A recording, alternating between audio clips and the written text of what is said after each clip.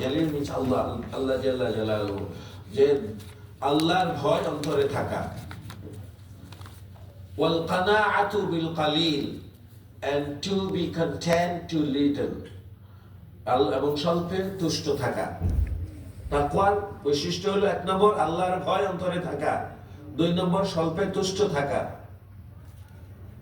দেখুন, আল্লাহর ভয় যদি থাকে, আমি কি গুনার কাজ করতে পারি?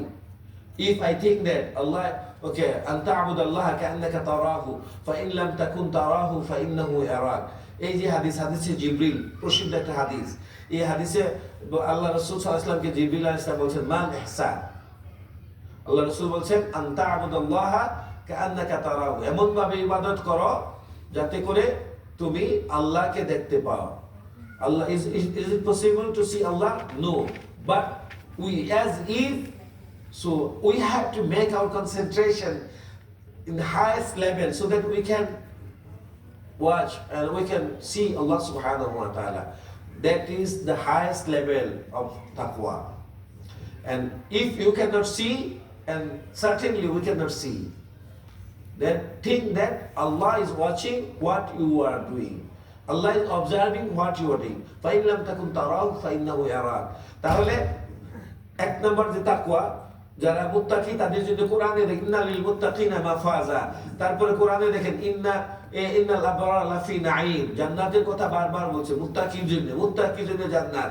হ্যাঁ, ইন্না লিল মুত্তাকিনা মাফাজা, তারপরে ইন্নাল আবরার লাফি নাঈম ওয়া ইন্নাল ফুজ্জারা লাফি জাহিম, তারপরে আ'দাতু লিবাদিয়াস সালিহিন মা লা আইনুন রাআত ওয়া লা উযুনুন সামিআত ওয়া লা খাতারা বিকলবি বাশার।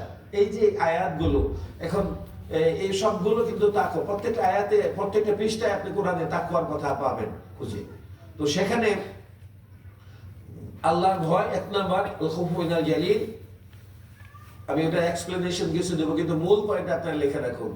আলী রাদিয়াল্লাহু আনহু তাকওয়ার সংজ্ঞায় বলছেন কি, 1 নম্বর হচ্ছে আল খাউফু মিনাল জালিল, 2 নম্বর আল কানাআতু বিল কালিল, আল কানাআতু বিল কালিল, অল্পে তুষ্ট থাকা।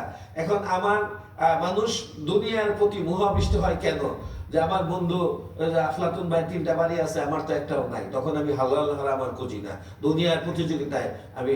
আল্লাহ বলছে ওয়াসারিউ ইলা মাগফিরাতিন মির রাব্বিকুম ওয়া জান্নাতিন আরদুহাস সামাওয়াতু ওয়াল আরদ, তুমি আল্লাহর মাগফিরাত এবং জান্নাতের দিকে দৌড়াও। আর আমি দৌড়াচ্ছি বাড়ির দিকে। ওনার মার্সিডিজ বেঞ্জ গাড়ি আছে, আমি চিন্তা করি যে আমার তো তাহলে বিএমডব্লিউ লাগবে, তাহলে তো তার সমান হলাম না। এই যে দুনিয়ার প্রতিযোগিতায় আমরা ব্যস্ত হয়ে গেছি, কিন্তু আল্লাহ বলছে কি ফাস্তাবিকুল খায়রাত, কল্যাণের দিকে তোমরা প্রতিযোগিতা করো। এই জন্য 2 নম্বর এটা আল কানাআতু বিল কালিল। আমি যদি দেখি যে একজন মানুষ যে তার পা নাই, হাঁটতে পারছে না, তা আমার যে একটা ছোট্ট গাড়ি আছে, ধরেন আপনার সিয়েনা বলেন অথবা টয়োটা করোলা আছে, তখন কি আমার মন খারাপ হবে? আরে ভাই, আমার তো একটা গাড়ি আছে, এই বাইকটার তো পাই নাই, পা নাই, সে খুশি আছে। তাহলে এই জন্য আল্লাহ রাসূল বলছেন উনজুরু ইলা মান আসফালা মিনকুম, যারা তোমার নিচে আছে তাদের দিকে তাকাও, তুমি সুখ, তোমার মন আনন্দে ভরে যাবে। আর উপরের দিকে যদি তাকাও, তাহলে তোমার মনে শুধু মানে অতৃপ্তি থেকেই যাবে, আমি পাই কিছু পেলাম না। আমার বডির ভিতরে এত কিছু আল্লাহ পাক দিয়েছেন, ওয়াফি আনফুসিকুম আফালা তুবসিরুন। আমার কিডনি, একটা কিডনি নষ্ট হয়ে গেলে সারা জীবন দুনিয়া বিক্রি করলে কিডনি পাওয়া যায়, ওই কিডনি একটা রিপ্লেস করলে কাজ হয় না, ওইভাবে কাজ হয় না। আমার যে হার্ট নষ্ট হয়ে গেলে কাজ হবে? আল্লাহ কত সম্পদ দিয়েছেন, ওয়াফি আনফুসিকুম আফালা তুবসিরুন, তোমাদের নিজের ভিতরে কত কিছু আমি দিয়েছি, তোমরা কি দেখো না? সেগুলো গবেষণা করো না? তাহলে তৃতীয় যে বিষয়টি তাকওয়ার, সেটি হলো